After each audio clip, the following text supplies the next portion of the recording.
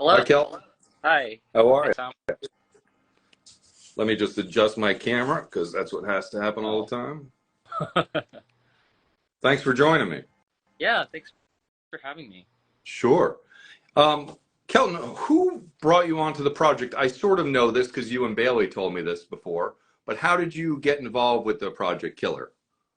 Honestly, I don't really remember. Maybe it was something I applied for, and then I think Liam got back to me on Yeah, it, and that's how we started I talking. think it Yeah, was in a, I think it was in a trade, if I remember correctly. I think so. I think Liam was the first person that approached me and then talked to me, and then after that it was Robin, and then you. And then you hired Bailey. Do you want to talk about who Bailey is and how your department was set up? Yeah, so Bailey was my assistant makeup artist on the project, and she and I were classmates in makeup school in 2014. We started working together a lot more in 2019, right before the pandemic hit. And then after that happened, we had to, stop working in film for a little bit. And then this was one of the first big projects we did. I think we did a couple makeups together shortly before, but this was the first big project we did together right after COVID. And then I know you guys have worked together before because you and I worked on something and she was also working on that as well. Yeah. So, so have you guys worked a bunch together? Yeah. I mean, since Kill Her or before Kill Her? In general. No. Yeah.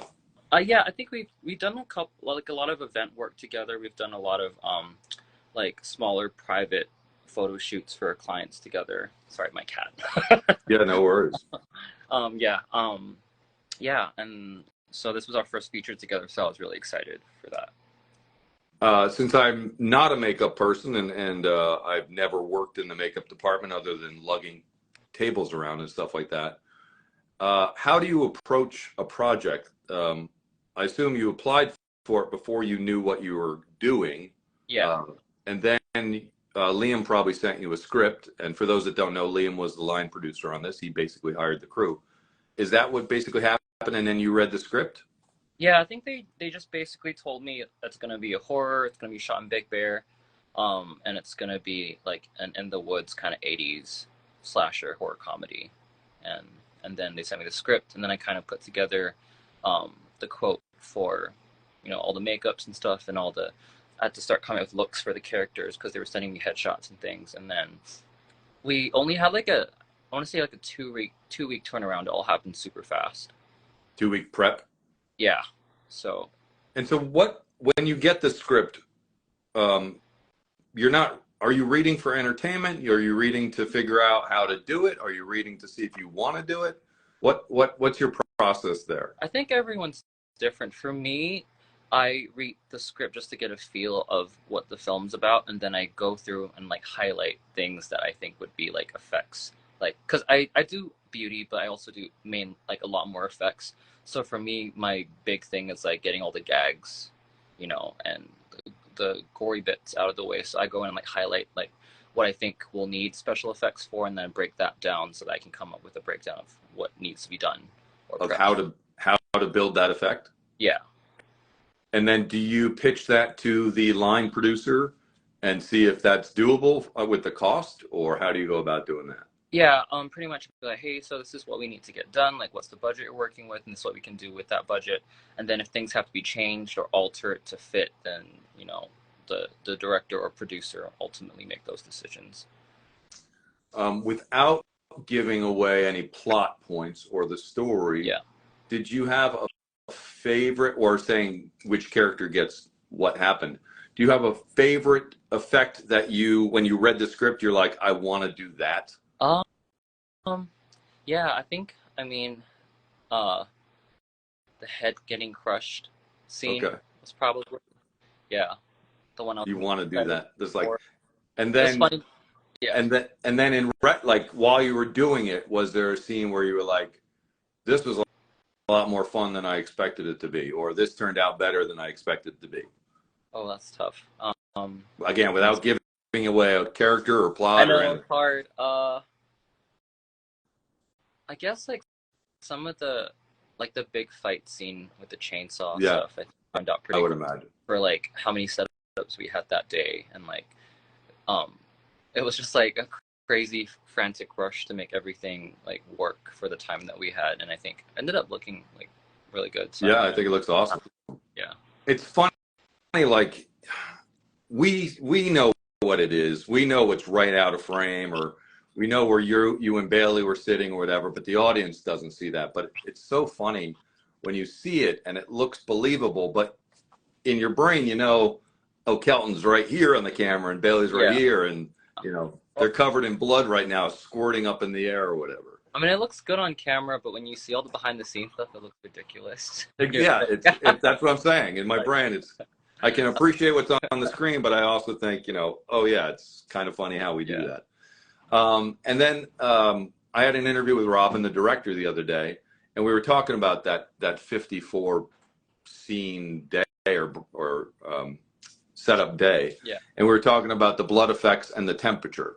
Yeah. So that surprised myself and Robin, the director, and I think it surprised you and Bailey. Yeah, I mean. So do you want to talk about what that was? Never shot. I've done blood gags many times, but I've never run into the issue of like blood getting too thick in the tubing because it's so cold. And I think that day in particular was like 20 or 30 degrees or something like that. And so there were a couple times we had to do like gunshots and blood splatter, and like it would get stuck in the pump, and so we'd have to do several takes in order to get it. And think like there was one gunshot that turned out really good on the third take, and Robin was almost like, "Oh, let's break for lunch." I was like, "No, let's just try one more time." And then the third take we got, and it looked really good. So I was really happy that we did that. It was all. It's funny. There's surprises every day when you're shooting. You don't know exactly how things are going to go, and sometimes you have to adjust on the fly. Yeah, I always found that interesting. One other thing I found interesting is I wrote a script with people going camping. Yeah. Because in my non-makeup brain, I thought, well, makeup would be easy because you just roll out of bed, you're camping. Yeah. And what I didn't realize is that when you write a script with 4 women who are the main characters, it's not just wake up out of bed and start rolling. Yeah. So can you describe how long it takes for each character on average and why it takes that long? Well, even if they don't look like they're like going to a fancy gala? I mean, with makeup in general, women always have a little bit more to put on than men do. Like men just need just like groom their eyebrows, brush their hair, put concealer and lip balm on, and that's pretty much it. But with women, there's like a lot more involved in that process to get them to look, how would you say? It's like you want them to look natural, like they don't have makeup on, but they still have makeup on. Yeah. You know? Yeah, that's what I was surprised about. Yeah, so I think in the beginning it was about 40 minutes per actor, but we eventually got it down to like 30 minutes for their everyday looks, and then we had a couple scenes where they like get dressed up to have like a party, and they have a little bit more makeup on, and yeah, and just some of the other looks too were just part of the narrative where they give you. Oh, I dropped your sound. You dropped my sound. There. I'm sorry, there was a call coming in. I was saying, even with some of the makeups, they give you more of a backstory on the character without needing words to tell you. I mean, I'm trying not to give away any of the plot, but there's a scene in it where one of the characters has more makeup on than she usually does, and you're like, oh, okay, this is like a different day, but it's also like she's trying to impress this other person, you know? So it's little things like that where the makeup also tells a story. Yeah, I noticed that in talking to Rick, the production designer, he would talk about how Jen had very subtle wardrobe things that most people don't notice. Yeah. But subconsciously you do notice. Yeah. So I realized that makeup does do that. So when I write, I don't necessarily think of any of that stuff. Yeah. But your job as an artist is to make the characters 3-dimensional in their makeup and why and how and I don't know if it was on KillHer or another set, and I don't remember if it was you, but I almost think it was. It was like I have to make them up in order to make them messy. Yeah. Like yeah. It was almost longer in a way. It would be easier just to make them for the normal day, but to make them messy, You had to make them up to then make them messy. Yeah. Um, I think that was which the other movie we worked on actually, right after KillHer. Oh, it was the other movie. Yeah. Gotcha. But yeah, I was like, like Yeah. what? It I almost like takes more my to make. character. I think my character got like dirt. That's what my character Yeah, you got, got like dirt smudges and a and little dirt. bit of like dark circles around your eyes, and that was it. Yeah. And some lip balm. Yeah. And then the days I was like, "Oh, do you want sunblock?" You're like, "No, I'm good."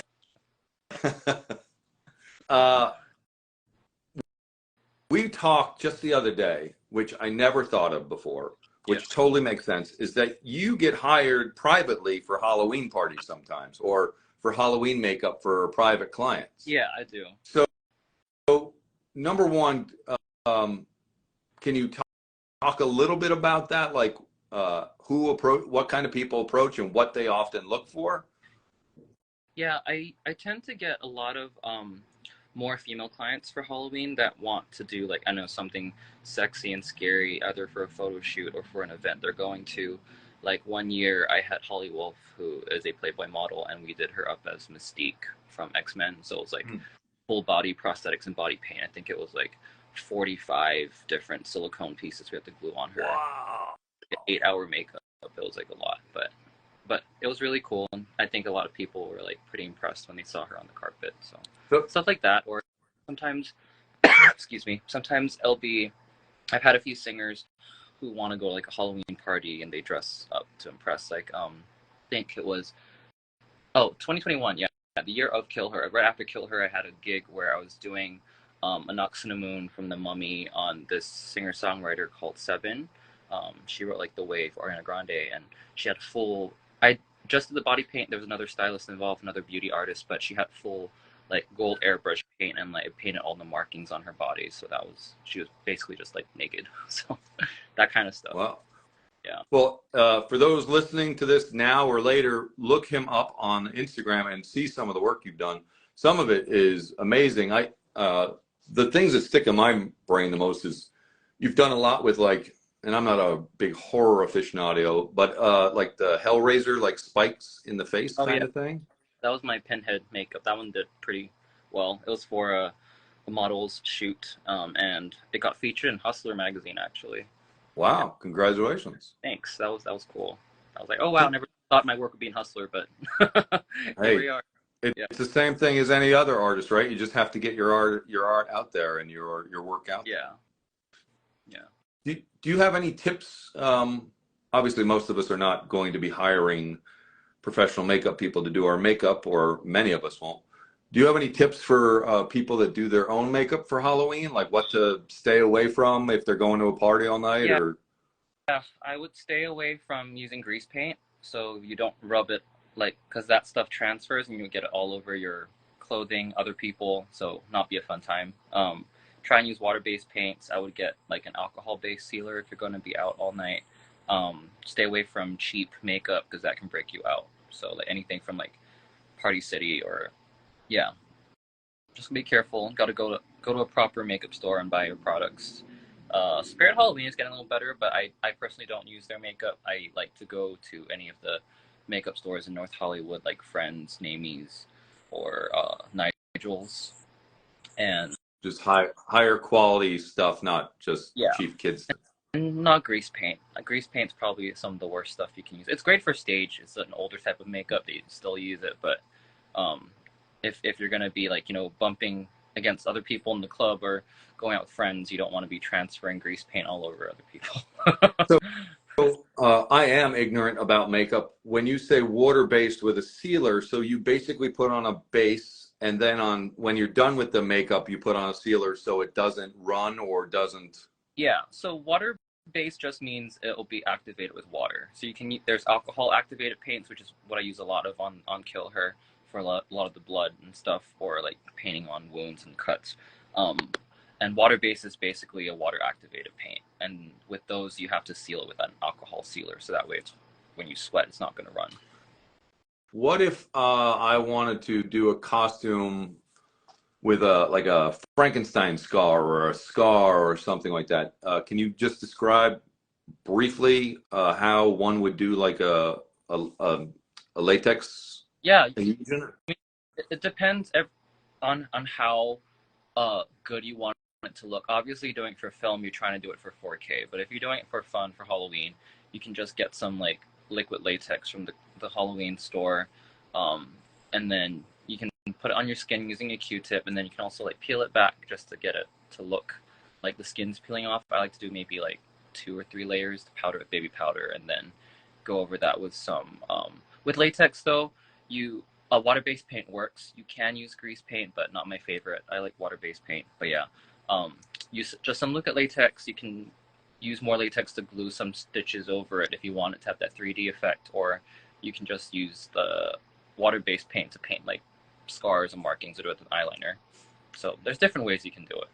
Yeah, and if you're feeling a little more adventurous, you can go to the Halloween store. Now I think a lot of places like Halloween Town in Burbank, they carry these things called Tinsley transfers, which are basically 3D prosthetics that work like tattoo transfers. So you just put them on the paper, you cut them out, put them on your skin, use a sponge with some water, and you peel it off, and then you have a prosthetic on. And they're really fast, easy to apply. We used a few of them on the film as well because of, to save time and also cut costs on things. So they're really handy. Well, on a film, time is our enemy, really, for producers and everybody. We're all, every day costs a certain amount of money per production, and every day is filled with 12 hours of work. Yeah. So it's a grind. What can an actor do to help you as a makeup artist? If the ideal actor shows up on time, obviously, but blank, how do they help you? I guess as long as they, eat well, drink a lot of water, they come in with a clean face, that helps, cut down time having to apply things. And as long as they can sit in the chair and be cooperative when I need them to like look up or look down, and hold certain poses for me when I'm applying things. That makes my job a lot easier. But yeah, everyone in the shoot was so great. Everyone was really cooperative. They knew what they were getting into and how long certain makeups would take. So yeah, I was very happy with the crew and the cast, and the days that we didn't make were very, very close, and we were able to make them up easily. That usually was because of weather that was not expected. Yeah, it was not for any other reason, typically. But you've seen KillHer on the big screen now 2 or 3 times. I'm not sure. I think 3 times. It was twice at Screamfest and once at the Laemmle. If you were to describe it, first off, like as a movie experience, not to put you too much on the spot, but how would you describe it as a movie experience, or how would you describe the audience reacted to it those 3 times, if there were similarities? I think it's a lot of fun, and it's really, and for me as a makeup artist, it's great when people like react to certain makeups and they go like, ooh, or they're like, oh, or there are certain scenes that they find satisfying. They're like, yes, and they're cheering, and it's just a lot of fun to see that audience reaction get hype, about the film. Yeah, I was very happy to see all 3 audiences that I saw it in front of all basically had a lot of the same reactions. Yeah. At the same times of the movie, and I thought, well, we don't know all these people. Yeah. And I thought it was honest and earned. And so, if you were going to sum up KillHer to someone who hasn't seen it, like in an elevator, how would you say, hey, you got to see this movie because it's a blankety blank? What would you say? I'd say it's a fun in the woods horror comedy that's very 80s inspired, with fun, blood and guts, and yeah, I don't know. I think that's what I'd say. I think that'd be a good description. Yeah. If I'm gonna let you go soon, but if you were a young person who was looking to get into makeup effects, I had a friend whose daughter for a while was thinking about doing it. Besides, don't get into movies. What would be your advice on, a path to go, or do they have to differentiate between special effects makeup and glamour makeup? What advice would you give to a young person saying, hey, I'm kind of interested, how can I learn, or what should I be doing? I think it'd be great if you did both, because I think both are important to know, and there's a lot of crossover a lot of the time. I think it's the best thing to do is get a good foundation. You can either go to school or take classes, or you can take online classes if you don't want to go to in-person like schools if it's too expensive. But definitely, I think do lots of research if you're interested in doing effect stuff. I'd say study anatomy, study color theory, because all those come in really handy when you have to come up with things on the fly, or you have to cover up tattoos or bruising and all little things like that can happen to an actor when they're on a film that has action scenes or stunts, or even like I was on a feature recently and an actress got shocked by one of the prosthetics that I had done, and she like bumped her elbow on a wall and then had a bruise, so I had to cover up her bruise for the rest of the shoot. But things like that happen, so. You said anatomy and color theory, which are two things I did not expect to come out of your mouth. Yeah. That's not what I thought would come out of your mouth with regards to what people should learn for makeup. Yeah. I think especially when it comes to when you're doing like gory gags and stuff like that, you also need to understand like what the human body looks like inside, and like what and your insides look like when you're doing gory things. So, no, it totally makes sense. It totally makes sense. I just never would have thought of it. You have to sometimes you have to have a strong stomach, because I feel like when you look up reference photos, you really have to look at the real thing. Like everything comes from a real place even if you're trying to recreate in fantasy, you still have to reference off something that exists in reality. Okay, here's another question for you. What differentiates between what is a prop job and what is a makeup job? Ooh, so that's a tough one. Yeah, that's why I'm asking.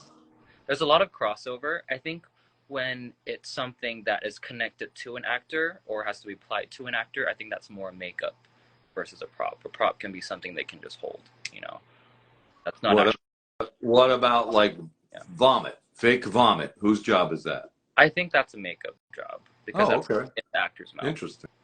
Yeah, if it was just sitting like in the background or set dressing, I would say that's definitely like the department. But if it's something the actor has to ingest and like spew up, I think that's the makeup department thing. And is there a lot of communication between your department and other departments? Yeah, I think the makeup department tends to work a lot with wardrobe and the art department, because a lot of times they're helping each other or there's crossover. So it's very much like a team-based thing. And you also have to probably coordinate the colors that they wear and the colors that the makeup and stuff like that. Yeah, because a lot of the times the wardrobe informs the makeup and things like that, So there's a lot of bouncing ideas off of each other, and it's not just like, oh, one person's gonna do their own thing, and then there's no cohesion when everything comes together later. I once did a zombie makeup on myself, and I had latex from a stage job, and I didn't know really what I was doing, but I tried latex and toilet tissue and building it, and it actually worked out really good. Yeah. And I guess what made me think of that was when you were talking about the latex, but also I would imagine that a younger person should learn by also experimenting. Yeah. I think too, the great thing about going to makeup school or playing around with makeup on yourself before putting it on another actor is understanding what the actor goes through. And I think having an idea of what it's like to be in the chair, to have these products on your face, how it feels on your skin is really important, because if you don't know what it feels like for the actor, then how are you going to be able to empathize with them if they're like, sitting through like a 4-hour makeup and then they have to be on set for like 12 hours? Yeah. It's not comfortable. So I think that's something that every makeup artist should know and be able to understand, like, how can I cut down this application time, or, talk to production, say, hey, the actor can only be in this for like this many hours. Can we work around that schedule? So the actor's not like, call them at a good time so they're not sitting there for like 12 hours before they're used, or 5 hours before they're used in the makeup. Yeah. And I know that the technology has gotten more consumer friendly, and I think you've experimented, or you use sometimes fun contact lenses. Do you have any advice for people that will use them this Halloween, or any warnings, or any like, go for it, they're all great now, or? Yeah, I mean, I wear contacts all the time. I've been wearing them since I was 14, and I love like color contacts. But I would say go to like a good contact lens supplier, that, and get a prescription. Don't go to like Santee Alley and pick up cheap contacts because those are dangerous. Don't use them straight out of the packaging. Make sure you clean them first, and always, make sure you're getting cleaning solution and saline. Wash your hands like before you touch your eyes and all that. So I think that's just a lot of I would say like basic things to understand about wearing contacts. You're putting things in your eyes. You want to make sure your hands are clean. Well, I also don't think people realize how hygienic good makeup departments are. Yeah. Like they use different sponges for different actors. There's like on quality jobs, I have my own makeup bag with my own stuff in it. Yeah. That only touches my face, and I think that's great. And I think that the younger people, even in the lower budget stuff, it's still important because an actor has a breakout on their skin, which has happened to other actors on shoots I've been on. Yeah. It sort of takes them out of the game for a couple of days. I think when you're on a film for like weeks and weeks, it's sometimes normal, especially when you're working long hours, not getting enough sleep, that the actor might have a pimple or two, or if they're wearing prosthetics every day, they might break out a little. That's just kind of the nature of effects makeup. But when it comes to basic sanitization, I think what I like to do is I keep little bags with the actors' names on it, and just have their own like little powder puff, have their own like lip wands. I never use the same lip wand on another actor, like on two different actors. Or like if I have like one set of brushes, they're always cleaned before each actor, like in between each actor. Right. Yeah. So we've worked together now on 2 projects. One where I was an actor, producer, writer. Another one where I was a AD and sort of general floater. I will work with you again. I think you're enjoyable and professional. And same thing with Bailey. I think she's enjoyable and professional. And I find great worth in that, as well as you guys are timely, always there, showing up. And you give me an accurate time, how long it's going to take. And although sometimes I don't understand why that is, you are, there's reasoning. It's not to waste my time. It's not to waste the production. There's legitimate reasons for that. It's an artistry. Camera. Yeah, exactly. It's all a team thing. So in wrapping this up, is there, besides your Instagram, which please say the name of the Instagram, but is there any way people can keep in touch with you or contact you if they want to hire you for the future or what have you? Yeah, I'm most active on Instagram. It's KeltonFX. It's KeltonFX on Instagram. I also have a TikTok under the same name, KeltonFX. I don't use that one as much, but those are my 2 main platforms right now. And then if people want to hire me, they can send me a message on Instagram, or they can email me at KeltonCos@hotmail.com. That's KeltonCos@hotmail.com. Perfect. I'm looking forward to October 20th, the premiere of KillHer. I think it's a great movie. I think everybody did solid work, and I'm not just saying that because I was involved in it. I think I'll see you at the... What's that? 12 days. Yeah. Well, yeah, and we shot it in 12 days, exactly. Crazy speed. But I think I'll see you on Friday, right? At the premiere at the Laemmle in Santa Monica. Yeah. So if you're in Santa Monica, you can go to Laemmle. It's from the October 20th through the 26th, I believe, at least, unless it gets extended. And in Columbus, Ohio, it starts on the 20th and it goes until it runs out of steam. So go to either one of those places or get it on video on demand, and you can buy the pre-sale now on Apple TV, and then lots of other platforms on the 20th. Kelton, thank you so much for having the conversation with me. Thank you, Tom, for having me. I'll see you on the 20th. You bet. Thanks, Kelton. Bye-bye.